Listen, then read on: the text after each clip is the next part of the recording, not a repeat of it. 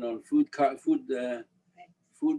banks and supply of even some lodging, and so it's not a nice time. It's not a good time, but we have to persevere, especially us, the older citizens. I'm pushing 93, so I'm not complaining with that, but I have to be very careful as to what I do. And hopefully we will all survive, and we'll have many occasions to visit your project, the ShadowLight cattle car, which will be traveling from city to city. And it's a wonderful, wonderful project. I'm very proud that you have chosen me to be one of the participants inside the show. And it is a very remarkably well put together show, and succinct. In half an hour, you presented 6 years of suffering. So thank you very much for doing this, Yashikoa. Thank you so much. Thank you for being here today. And finally, we have Saul. Can you tell us, introduce yourself, maybe a couple lines about you, and a message for us? Last but not least. Saul, you're on mute. Can I unmute him? Yeah. So you have to unmute yourself. He's still muted. Do you know how to unmute Saul? The little, there you go. No, I'm good. I'm good. I did mute myself when I stepped out for a moment to get some water. Thank you very much, Jordana. And I'm so delighted to be here today with my beloved fellow survivors, Hedy and Nate. And I'm not sure if I was with any other one on my several trips. The March of the Living has become an integral part of my life. My first journey was in 2016. At that time, Jordana, your mother, I believe, was on that journey, and your sister with me. That was my first trip, my rookie trip, as I called it. And I really was a rookie compared to Nate and Hedy and Max Eisen and the late Bill Gleed, Lava Shalom, who had been there before me 12, 15 times. Since the first trip, I've managed to participate in 3 other consecutive journeys on the March of the Living, and also on the Aish Living Legacy journey. What I adore doing is speaking to young people, and I know some of them were on some of the trips with me. And that's really my mission in life, to speak about Holocaust, the importance of Holocaust education. And the inspiration for me to participate actually started in 2012, when my twin granddaughters were on their trip. And I think, Jordana, that was your first March of the Living trip. I've said on many occasions that I didn't consider myself to be a survivor. We were born in Poland in a tiny little shtetl, and I was born in 1935. But we managed to flee when our town was invaded. And we were subsequently, inadvertently, our lives were saved by Joseph Stalin, one of the worst Jew haters and mass killers in history. And he deported us from Bialystok to a Soviet forced labor camp. We spent 5.5 years surviving one day at a time in the Soviet Union. And I'm not going to go into that. If you're interested in my story, just Google Saul Naiman, and you can read for hours if you want to. And I didn't consider myself to be a survivor because we hadn't been under direct Nazi occupation. I didn't have to face Nazi guards or a selection, as Hedy and Nate have had to, or Max Eisen have had to. But I can assure you it was no picnic for 5.5 years. And what I very frequently make reference to is what happened in the Soviet Union. I refer to it as the parallel Holocaust. 3 million Jews perished in Western Europe, so to speak. 2.5 million died in the Soviet Union. 3 million in Poland, I should say, and 2.5 million in the Soviet Union. And the 5 years we were there, we knew nothing about the Holocaust because the Soviets never publicized it, never wrote about it. And it was only after we were liberated, so to speak, when we ended up in a displaced persons camp in West Germany in Wetzlar with 4,200 other DPs that we found out about the horrendous atrocities. When we met survivors, we saw their emaciated, broken bodies and their broken spirits, and we saw the tattoos on their arms. And I just never felt that I was a survivor until I was at the Washington Holocaust Museum about 12 years ago or so. And I spoke to the, I guess, librarian to find out if there was anything there in the archives about our shtetl. And they showed me a book. I said, oh, wonderful, I have that book. And where were you from? And I told them. And they checked their database and said, why aren't you listed in our database as a survivor? I said, well, I didn't consider myself to be a survivor. Well, they gave me the definition. Essentially, it's all those who were displaced between 1933 and 1945. So I became a survivor, started participating in as many events as I can.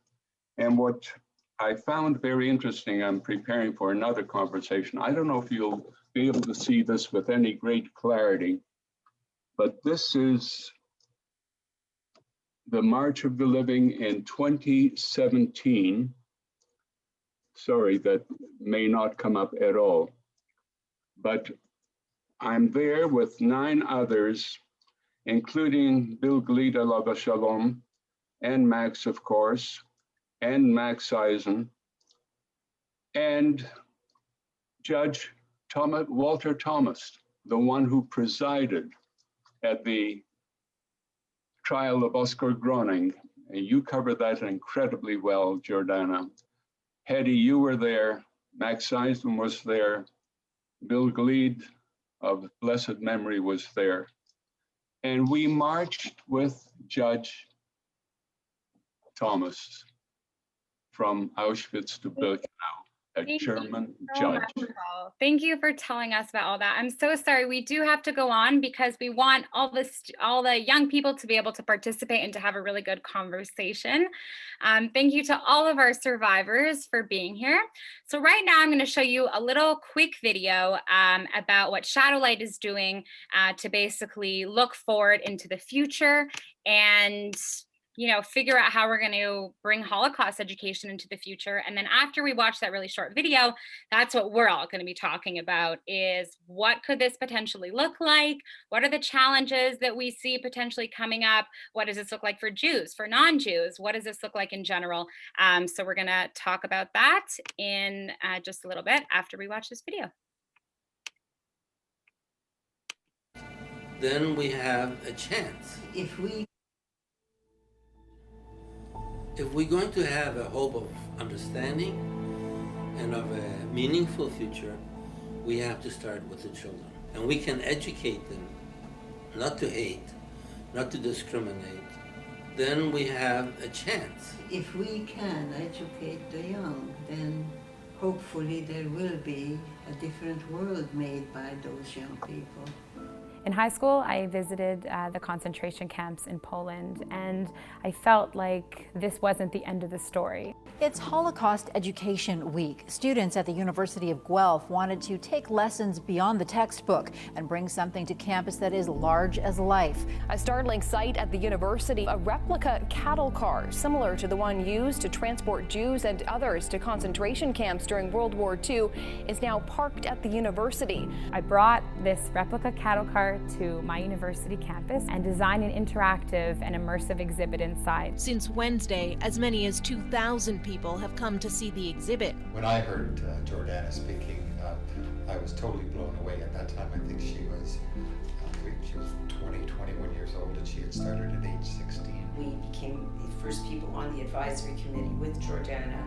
We were donors to the project. The beta testing at Guelph indicated to us how much of a need there is for this education. Initially the plan was a lot simpler. We said, okay, we'll just make one video that we project on one of the walls, but as we were brainstorming and as things developed, we said, hey, what if we projected video on all of the walls? What if we created this fully seamless 360-degree experience that will really resonate with people and leave them something that they can take home. We did some work just with the school boards. I had her come and meet all the history heads in York Region. It was nice to see the response from everybody else of, yes, this is something we would absolutely want. I think we need something new in terms of how do we educate the next generations. Our young people are just constantly bombarded with images, and this is going a step beyond just giving them images. We had actors and we had green screens, we had a big studio set up so we could properly capture what we needed to project into a 360-degree space. We have to remind people of what can happen in the world when good people do nothing, to see it, to experience it, to try and imagine what it was like being there for 3 days and 3 nights. I think there's a lot of different kinds of learners, and especially for a student who might be bored of reading things in a textbook, they need a different kind of education, and this is information that you are a part of. To hear the account of people who were there and see them right in front of you, where you're actually looking at the story manifest right before your eyes in the place where it took place, I think it's just really powerful. They will really absorb the information and it will stick with them, and they will use it. It will shape who they are. With what Jordana and her crew have been able to create, when you march through that cattle car and you come out the other end, you are a changed person. We went out and had a look at it after the meeting. It needed to be completely refurbished and to be prepared for the education tour to all the schools. We put a brand new trailer under this cattle car, like 17,000 pounds trailer that can carry almost anything, and fix the roof and fix inside. You can pull with a normal pickup truck, you can go anywhere. As you can imagine, as the years have gone by, it is harder and harder to take kids on field trips. And teachers are so excited about this idea where we can bring this knowledge, this experience, this field trip to them. And there won't be all those extra costs sort of surrounding of getting the kids somewhere. We actually are going to bring the field trip to the students. So I think that is just a brilliant idea. The Holocaust is fading from recent memory as the years go on, and unfortunately the Holocaust survivors and the people who witnessed the atrocities are diminishing in number. You guys, young, you have to continue with this, that stand for yourself. It's your life, it's your children's life, that will never happen again. Our goal is not merely to teach, not merely to commemorate. Our goal is to empower. Our goal is to transform. And every single student that we encounter, that they too can make a difference in the lives of thousands. We can't let Holocaust education fall behind. We have to continue innovating in order to inspire, because this education must continue.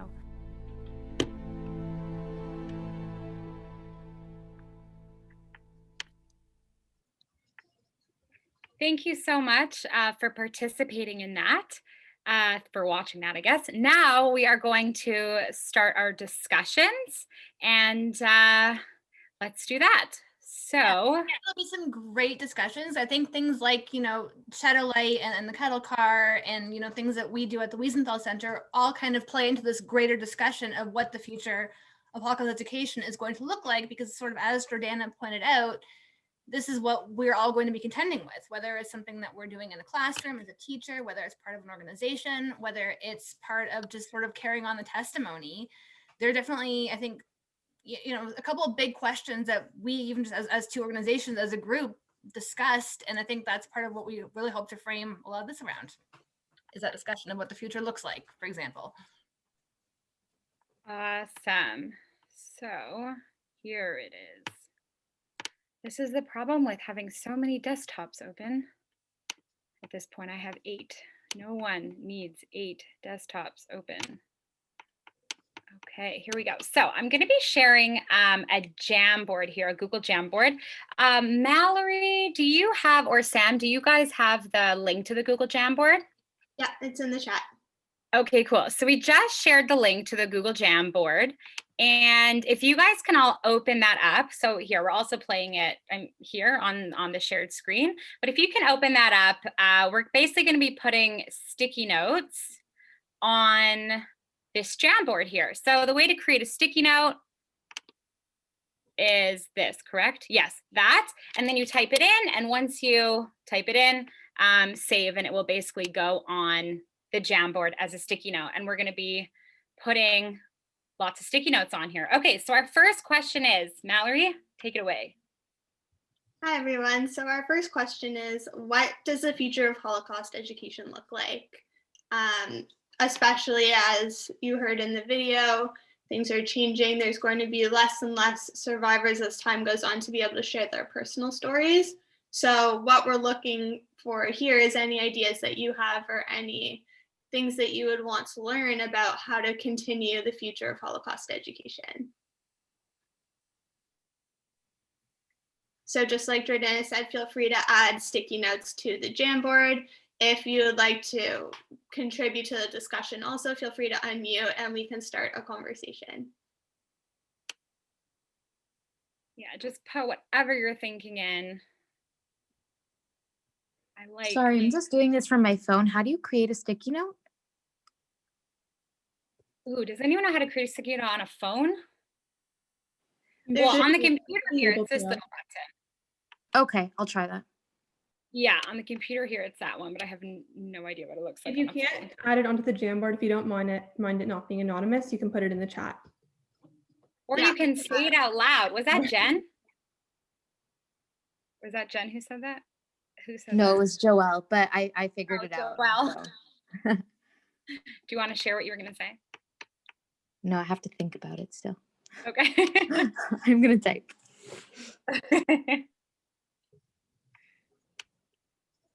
Would anybody like to start off the conversation by unmuting and sharing what they've added? There's a lot of good points that are starting to show up on here.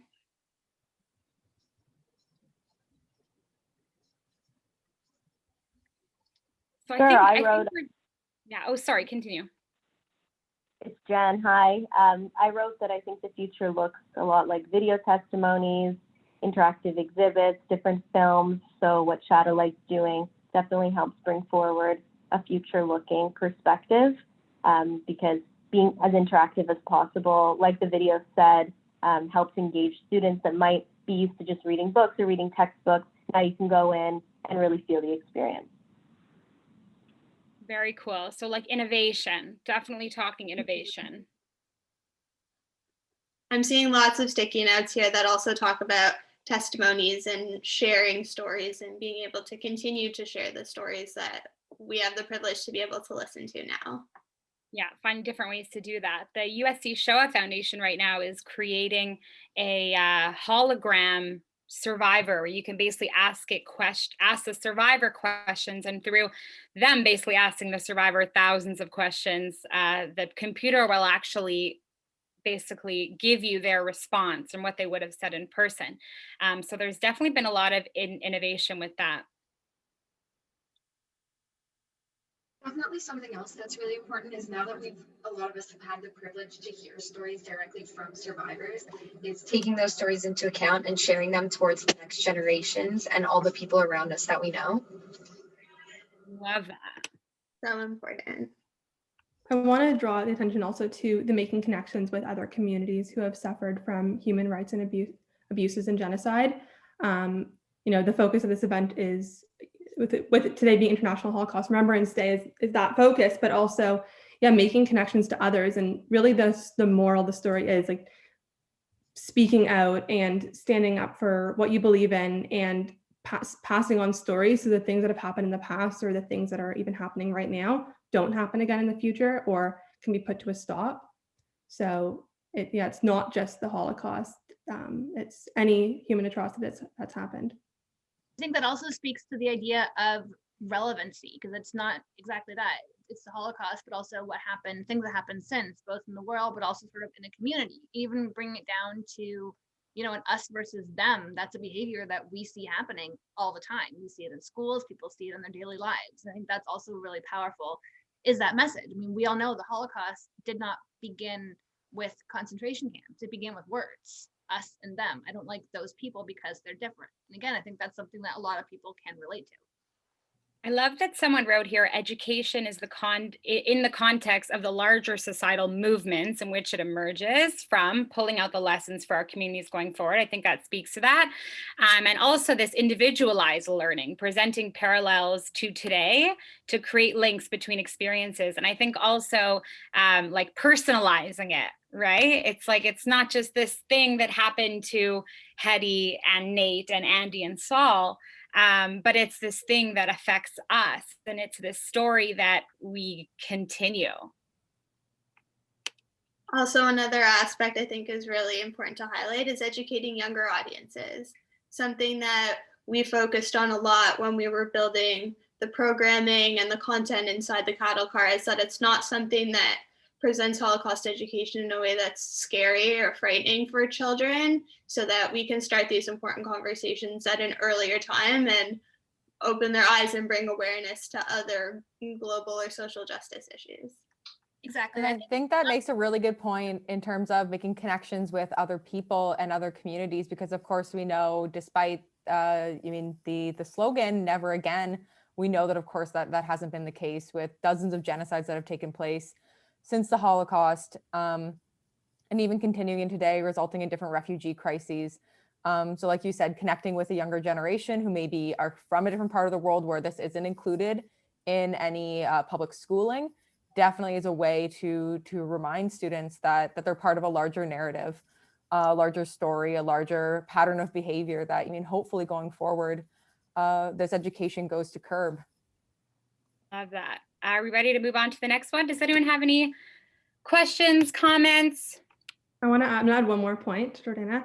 I also wanted to add, so part of our exhibit is looking at some of the righteous among the nations. So those who were not Jewish individuals who made sacrifices to save the lives of those affected in the Holocaust, mostly Jews, but anyone who was affected. And when you come out of that, when we look at that, one of the questions we ask is, how do you make your mark? So these people, they obviously made a very big sacrifice to do what they did, but it doesn't have to be such a grand gesture always. Standing up for a bully in your school, or supporting a student who's being bullied. And I think bullying is a huge thing, because these things start with a lot of big things start with a small thing. And so, yeah, like when we speak to the future, it's how will you make your mark? How do you make your mark to stop hatred? Love that. What a great point. And here I see interactive programs, conversations with second generation Holocaust survivors. And I know we have a few people here who do that with their parents' stories, their grandparents' stories, and that's awesome. I visited a plantation recently in the southern United States, and there are people there who are sharing their grandparents or great grandparents' stories, and it's a wonderful way to connect with the history in a very personalized way. So our next question, Sam?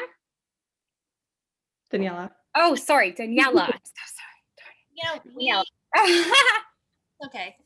So again, obviously I'm from the Wiesenthal Center, and I have my colleague Emily, who's also one of our educators here, and her and I are going to work on this kind of question together. We would love to hear all of your opinions and thoughts for the Jamboard as well. And we kind of came up with this question because even when we were planning out what this program could look like, the future of, there was an idea of, well, either you went to a Jewish day school or you didn't, or you were raised in a Jewish household or you weren't. And people have a misconception on both sides that somehow changes how your Holocaust education is affected, and doesn't necessarily. So the best example that we can give is both myself and Emily, and for that matter, a good portion of the education department within Wiesenthal, are either only partially Jewish or not raised in Jewish households at all, but we came to this information either from personal background or, more than that, passions and interests of why it's so important to teach this to other people. We at the same time also have an idea that, you know, if you were born into a Jewish household and a Jewish family, that means you automatically know about Holocaust education and you're raised knowing about the Holocaust. And while that's true for a lot of people, it also isn't a guarantee either. So we kind of just wanted to put this up here because the reality is that learning about the Holocaust, a lot of these things we sort of talked about in the first question, because it is about the greater concept of, you know, one versus the other and people being targeted, doesn't necessarily you don't need to be Jewish to understand it. You don't need to have a religious background to understand it either. I mean, Simon Wiesenthal, who we're named after, his organization, always said the Holocaust wasn't just a Jewish story, it was a human story. And I think that's a really sort of important thing to consider here. Awesome. Okay, so please start putting your little stickies on our board. I love seeing the stickies pop up. It's wonderful. Oh my God. Oh, big. How did that happen? I'm so sorry. Genocide ceases to continue. Exactly. Once you know what happened, its information is a defense against repetition. Also a Wiesenthal quote. But again, it's that idea of understanding where things come from. Yeah, like if I could like speak to that a little bit, I think both Jewish and non-Jewish individuals can benefit from Holocaust education because it enables them to feel emboldened to not only recognize like the core tenets of like any type of fascist regime, but also like call out and admonish people who support or who try to prop up that type of rhetoric, because it's very like divisive and it leads, like as you said earlier, you know, the Holocaust did start with words, and it started with that type of rhetoric of aggrandizing a nation's past and then creating the Jews in this case as the outgroup for the quote on or the alleged downfall of a nation, right? So like when you see these types of you know, this type of speech pathology or this type of pathology within people's speech around like stereotyping various individuals for that type of downfall, you have to recognize it because it shows up on the political landscape. I mean, you know, just to use one example, you could even argue that like Donald Trump's recent rhetoric around immigrants parallels that or in some to some degree as well. So yeah. Absolutely. I think those are very fair points. And I think one of my favorite quotes that I use with students, especially younger ones, who we're trying to build connections and build networks in their minds about how this relates to things they already know, we'll often use the quote from a very famous, I think he was a pastor, Martin Niemöller. I think I'm mispronouncing that name. But essentially, he was the one who had the quote that I'm sure you're all familiar with, where, I mean, at first they came for the socialists and I was not a socialist, so I did not speak up. Next, they came for the Jews. I was not Jewish. I did not speak up. And then it finally ends. I mean, it goes through different categories of people and it ends with, I mean, and finally they came for me and there was no one left to stand up for me. And I think it's just really recognizing that when we ignore, I mean, the misery or suffering or targeting or discrimination of another group, we don't know when they are coming for us. And it's our responsibility in a democratic society to really play a role in defending each other. And that, I think, is what comes through to students when they understand, okay, well, I'm not Jewish, but I've definitely experienced or know someone who's experienced a form of discrimination. And I want to play a role in stopping that. And like you said, with the bullying, when we talk to younger students, that's what they connect with. And as we get to older and older students, they start connecting it with contemporary news or other historical eras. And I think it really sinks in for them. Can I call on, I'm sorry, Alessia, am I allowed to call on you? Will you share something if I ask you to? Will you feel comfortable, Alessia? So my friend Alessia here is actually in Germany right now. She isn't Jewish, but she volunteered with me at the Museum of Tolerance, which is the Simon Wiesenthal Center headquarters in LA, a few years ago. And I was just wondering, Alessia, do you have any thoughts on this question, or anything that you see going on in Germany, or just Holocaust education's relevance now in Germany to non-Jewish Germans, to just curious to hear your thoughts. Yeah, I think that Holocaust education is very important. In Germany, we learn about it in school, but one thing that I think is missing is that you should go to a concentration camp, that you go there and visit it and experience it through seeing. And yeah, I went to Dachau and with school, and it was a very important field trip that also brought me kind of to the Museum of Tolerance. And I think we should make it a must to go and make this kind of field trip, especially because we have rising anti-Semitism in Germany, and the right-wing populism is like, how do you say it, rising. Sorry for my English. Thank you so much, Alessia. I think those are actually very important comments, and sort of just a different perspective. And I think it also, Andy kind of alluded to it earlier today in the War Museum, and some of you were listening to that. A question was asked about, from him as a survivor, maybe Andy, if you're still on the call, you can speak to this, his perspective of, what do you feel towards like Germany or the German people? And as Alessia said, and it's also right, Holocaust denial is a crime in Germany, and Holocaust education is mandatory in Germany, where that's not the case in a lot of other places in the world, because they have acknowledged and tried to sort of make an understanding of, yeah, this happened. Yes, we did this here, but let's how do we learn from this to make sure it doesn't keep happening again?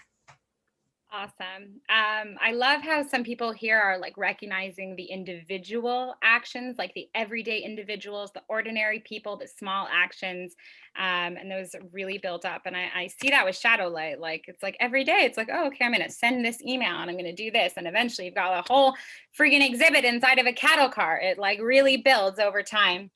Okay, I think, can we move on to the next question? Yes, I think so. Okay. I'm making the executive decision, I guess. Okay, so what are the challenges that arise in Holocaust education? So like, we're all from different places, different communities. We're in different positions. Sam, do you want to speak more to this? Yeah, I want to start it off with something that I read this morning. This happened, I think, last week at a elementary school. I think it's at Bathurst and Steeles, and a young student wrote in the group chat, and I'm pretty sure, from what I've read, it was completely unsolicited, that said, Hitler was right about Jewish people, they're evil. And so I think this carries out that, unfortunately, we still face these struggles, and that's one challenge of Holocaust education.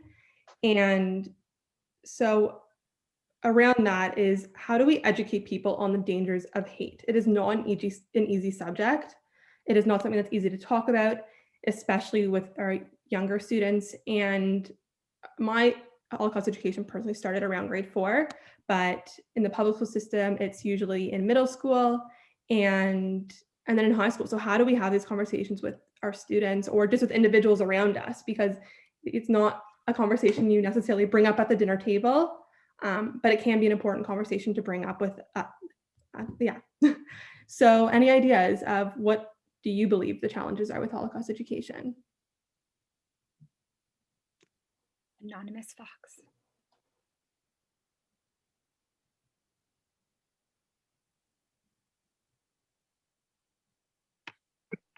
I think it's amazing how Google does this with the little animals. It's so cute.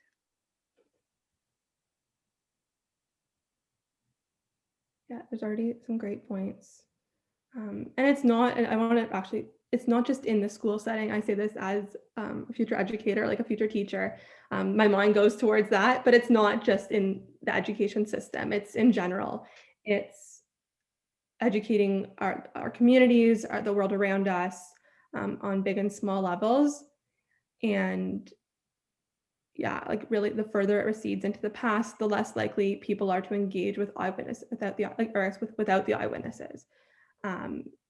So, you know, our survivors, when you hear their stories, it's empowering, and we hear that from the first person. But as time goes on and we're relying on other people to pass on these stories, how do we combat those issues of keeping the stories alive and to keep other people engaged and remembering what happened? And certainly in our experience working on the Tour for Humanity, of course, not this year, but in the past couple years, working with denial, unfortunately, it's not that it's common, but of course it happens, and it happens often in very small ways, ways that, I mean, the child themselves might not even realize that they're engaging with in that sort of discussion. And I know, for example, I was teaching a classroom where a student was adamant that the Armenian genocide hadn't happened. He told me that his parents had told him that, and that was simply not true. And everything that I showed him, all the evidence, journal articles, research, historians, newspapers, didn't matter. It was untrue, and that was his opinion. And of course, that's, I mean, horrifying as an educator coming into this space, expecting students to engage with you and not in a malicious manner. And of course, when we talk about the Armenian genocide, that's something that took place during and shortly after the First World War. So to me, when I realized how people were able to engage with that denial in a classroom with me, makes me very worried for even the period of time where we will be 100 years, we will be 120 years beyond when the Holocaust took place. And I think that denial will gain ground unless we are really, really adamant and clear about what our messaging is and making sure the facts that we have are correct and are being adequately spread to students. Absolutely. Yeah, and just to reiterate what Emily is saying, sorry, as another educator with FSWC, my name's Elena, and another thing that we see a lot with students is just the sort of overwhelming amount of information they receive specifically about Hitler and the Nazis, you know, popular conspiracy theories such as, you know, his alleged escape to Argentina at the end of the war. Those kinds of questions come up in many ways more frequently than questions about the victims themselves. And so for me, I think one of the things that we're seeing is it's not even always about outright denial. It's also an issue of, you know, just sort of the way that we frame this history and the way that recentering it around victims as opposed to around perpetrators. Exactly. If I can call on Joelle Chandler, you've done a lot with Holocaust education on campus. So again, like, we're not just talking about teachers, although we do have a lot of teachers here, which is awesome, but we're also talking about like discussing this on campus, discussing this with your friends at home, on social media, whatever it is. Joelle, like, what do you see are the challenges, you know, maybe outside of a teaching, you know, students, but more on campus, or, you know, anything else from your experience? You got me thinking about like how we had the cattle car on campus for a few years in Guelph, and after Jordana graduated, I was chair of Holocaust education for 2 years. And one of the challenges I've noticed is getting people to be interested in coming to see our exhibit. A lot of students who we've encountered haven't heard about the Holocaust, and we said, do you have a few minutes? We have this exhibit, it's here all week. And they're like, no, thank you, no, thank you. So that happened quite a bit, and it was really disheartening, because it's like, why do people purposely choose not to educate themselves on a subject that we articulate as being so important? So I think it's gaining people's interest, especially if they have no connection to the Holocaust in the past or in their history. But the students who have come definitely expressed interest and wanted to learn more about it, and they always asked us for more resources. So it's great to see the positive side of it as well. Thank you so much for sharing. Does anyone else here want to share I was hoping to jump in for a second. I think there's actually a fundamental issue with Holocaust education at the moment. I think people fail to recognize the fact that the Holocaust targeted all minorities, right? Like, if one were to wonder if the LGBT community existed sort of in the numbers that it exists at today, what the casualties would have been like if you were to go back to the 1930s, 1940s, and sort of just look at that in comparison. And so I think that the Holocaust sort of makes itself out in its education to be a Jewish experience, where really it should be a minority experience in a first world country, right? Like, I mean, if you look at Rwanda, if you look at Armenia, if you look at what's currently happening in China, the difference between the Holocaust and all these other countries are that, well, these other countries aren't first world countries, right? Germany was a first world country. And so I think that there needs to sort of be a shift in the trajectory of sort of who you're looking at and how you're addressing people. Like, I don't think I've ever heard anybody aside from a Jewish Holocaust survivor talk. And yet there were tons of other minorities there. Like, I've never heard a Gypsy talk. I've never heard a Black individual who survived the Holocaust talk. And yet that sort of ostracizes all these other current minority groups who you're trying to use the Holocaust instances for. And you're trying to say, well, look at what happened in Germany. And well, if you can't make a relation there, it's a lot harder to extrapolate those events and to be able to relate to them. So I think there needs to be this change in saying, well, it wasn't just the Jews, and sort of de-emphasizing the Jewish nature of it and sort of broadening it and making it much more easily accessible. And sort of without that, then yes, you're going to have people who still haven't heard about the Holocaust. And yes, Joel, you're going to have a hard time bringing people into a cattle exhibit on campus because, well, they just never heard about it. And it, to them, doesn't necessarily affect the same community. But then again, if you go back to Germany, or if you're to go to Germany today and expect the same population with the same different representation through your different minority segments, what do you think the result would have been? I think that could make a much more powerful statement. And I think it would sort of shift the way that people look at the Holocaust and look at genocides worldwide. Thank you so much for sharing that, Max. That was very, very insightful. Does anyone else want to share before we're going to conclude in just a couple minutes? But I'd love to hear from anyone, anything that you learned from this whole experience that we had here today together, or from that last question that we asked. Is there anything that you guys, I'd love to hear, you know, just like a few comments about what people learned today, something new maybe. Jordana, if I may, just a quick question. These wonderful Post-its that were posted on 3 sheets, can those be circulated to everyone in attendance today? Because I think there's some very valuable points there that I would love to review before I speak to my next assignment, which is next week. And the one comment I would like to leave with you, and I know there was one that suggests that Holocaust education should begin in classrooms 5th or 6th grade. I would also suggest that the best classroom for anything is the one at home, at the kitchen table. And that can start literally at just about any age. As soon as a child can understand, there's nothing wrong with making that child aware of not just the Holocaust, but other children, as Elijah had indicated earlier, around the world, be they in Biafra or Uganda or Cambodia, anywhere and everywhere that genocide and mass murder has occurred. And to speak up about what's happening with the Uyghurs in China, for example, or with the Rohingyas in Myanmar. Children should know what they're heading into.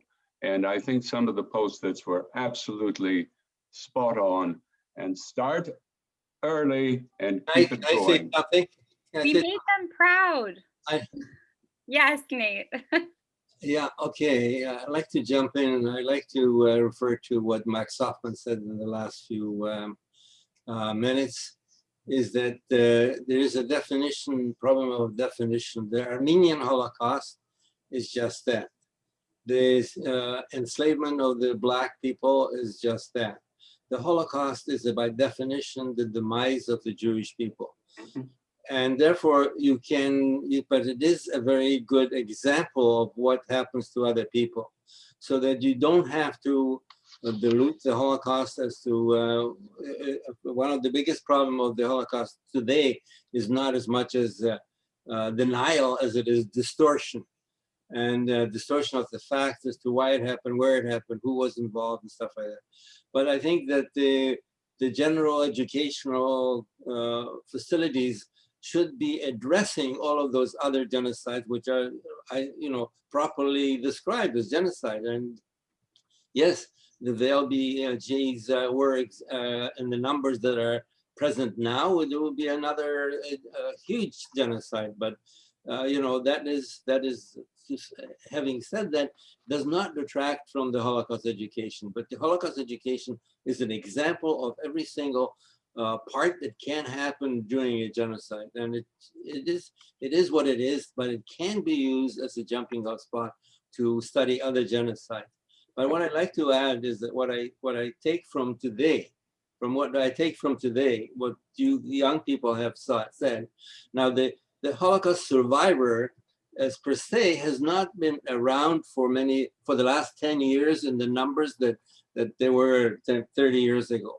And the educational program has been going on. And I'm saying that is a direct result of the involvement of people who are on this panel here. You have been in the forefront of Holocaust education. You have been using the research information. You have been using excerpts from survivor stories. You have been putting them together and creating wonderful programs, which have been aired for many, many years and are continuing to be useful. And I absolutely am optimistic in saying, you know what? Our demise is not the demise of the Holocaust studies. You young guys are going to continue, and you're going to bring it to whatever you need to do within your lives. And therefore, I don't think that you should throw up your hands and say, Holocaust education is going to be over when the survivors are gone. Absolutely not. I know from the experience with my own children and my own grandchildren who are involved in Holocaust education, that it will continue, and it will continue in a positive way to tell people that non-acceptance or discrimination, xenophobia, anti-Semitism, the discrimination against any minority is wrong. And the Holocaust is a jumping off point to include all of those other people and all of those other problems. And I'm sure that you will be able to do that, because that's the evidence that we have right now. Thank you. Thank you so much, Nate. So I think I'm going to conclude now and say just that the largest message that I have really taken from this whole journey of founding ShadowLight and up to today, and in learning Holocaust history, is really the power of a single ordinary person. A single ordinary Nazi that I witnessed on trial in Germany with Hedy several years ago could, be responsible for the lives of thousands of people. Meanwhile, the power of a single righteous Gentile saved thousands of lives, by hiding them in their barn or giving them food or whatever that may be. The power of each one of these survivors. I mean, every single one of these survivors, if you can imagine, has literally impacted and inspired like hundreds of thousands of students, each one of them. So the power of, Hedy, when you were sent to Auschwitz, you were 18 years old, like of one ordinary person who, lost her parents 16 when she was 16 years old and was an orphan for the rest of her life. Like that's the power of one person. And sometimes, I look back and think, how did I get here? And it was really just one step at a time. It's in the conversations with friends. It's everything that we put our passions and our work into, and everything we put our hearts into. And that woman in the beginning, told me I couldn't join the Holocaust delegation last year because I was too young and naive and didn't know what I was doing, and that I should stop dreaming. But I will never stop dreaming, even if I could. And I've learned that we should all never stop dreaming, because what we can accomplish is more than we think is possible, I assure you. I think that's a great message. And I also thank you, Jordana, for everything that we've sort of done here together. I think this has been an amazing conversation. I just want to share sort of one last concluding kind of message and a little bit of something else. I think it's also important for us to know that while we obviously, as you know, Nate pointed out, others pointed out, we have an uphill battle, we're also not necessarily alone in that battle. And this conversation, I think, also really shows that we have allies, that we have people that we can sort of lean on, whether that's, you know, mentors or professors, or whether it's our friends, exactly as Jordana pointed out. And I think, especially living here in Canada, where, you know, we do embrace multiculturalism and people, different backgrounds, and that we do put an emphasis on things like Holocaust education and anti-racism and things like that, where it's also important for us to understand that we have support within our own communities. And the video I want to show just very quickly is James Pasternak, who is a city councillor in Toronto, some of you may know, shared a little message. He wanted to be part of this as well, and obviously wasn't able to, but wanted to share a quick message. And again, it's that idea, you'll hear in just a minute or so, of people being together and being young, you guys as all the young people sort of being the future. So we'll just do that. And I think that'll be a great part for us to also think on some of the things, as Saul pointed out. We'll share all the Post-it notes that were sent. I think that's a really good tool for us all to have also. Awesome. It's gonna. Thank you. Very quickly, just give me 1 second. Hi, my name's James Pasternak, Councillor, Ward 6, York Centre, City of Toronto. On behalf of Mayor John Tory and my colleagues at City Council, it is both an honor and a commitment to recognize International Holocaust Remembrance Day. And of course, I'd like to thank the organizers, ShadowLight, and friends of Simon Wiesenthal Center for Holocaust Studies. Today affirms our spirit of survival, restates our prayers of renewal, and sends a message to our friends around the corner and nations around the world that we will forever mourn and remember the 6 million Jews who perished in the Holocaust. Holocaust education is perhaps the greatest lesson we can share. We restate our commitment to the horror of the Shoah will never be forgotten, that the victims have a name, and as we go forward, we heal the great wounds of a broken world and a devastated Jewry. Any drift back to the dark days where hate was the currency of inclusion should not take its insidious foothold here. The real cause without end is the fight against prejudice, racism, intolerance, and the scourge of revisionism. A few years back, my daughter was at a movie. There was a passing reference to the Holocaust. It was not a Holocaust movie. And one person, the people sitting in front, one leaned to the other and said, "What's the Holocaust?" Let us look back at this place and time that we did our part, that we ensured that never again really means never again, that we will teach and educate and never forget the tragedy that befell our people. I have accompanied Mayor John Tory on various Holocaust education initiatives. We have been together for Holocaust Education Week, at the Yom HaShoah Community Remembrance. We visited Yad Vashem in Israel together, and we visited the Anne Frank Educational Tour that came to our community. And each time, no matter how many times you hear the stories, read the books, or attend the remembrances, the horror does not diminish. By attending these events, like the one here today, we renew our commitment to remember. We renew our vigor against Holocaust deniers. We help those who are ill-informed and energize our remembrance. But at the same time, we must not shy away from those who claim Holocaust fatigue. As others look onto us, we must recognize that what we say will always be noted. What we do will always be remembered. And how we honor the victims of the Holocaust will always be a cherished responsibility. Thank you very much. So thank you. We're so sorry we went over a little bit, but please feel free to sign off. And if you have a question for myself or one of the survivors, if you want, you can stay back and ask those questions, but don't want to keep you here any longer. So yeah, thank you everybody again for everyone. Thank you. Thank you all. Thank you so much for coming. Bye, Hetty. Or Be you well, could Hetty. or any of us, if you have any questions. Bye-bye. Bye. Super quickly, I'm wondering if any survivors. Max and Bernice, love you. Be well. Yes, Jordana. I was just wondering if any of the survivors will be speaking. I think you mentioned Hetty's speaking with Hillel tomorrow or today. Tonight. But Hetty, you're also speaking tomorrow. You know that, right? That's Waterloo University. Yeah, but you're also speaking tonight. Okay, Nate, are you speaking? Saul, how about you? I'm speaking next Wednesday at a company thing. It's a private thing, but they've allowed me to speak to them. There should be a couple of hundred people. And if I may, just for all of you wonderful young people, if you would like me to speak to any of your groups, large, small, black, white, green,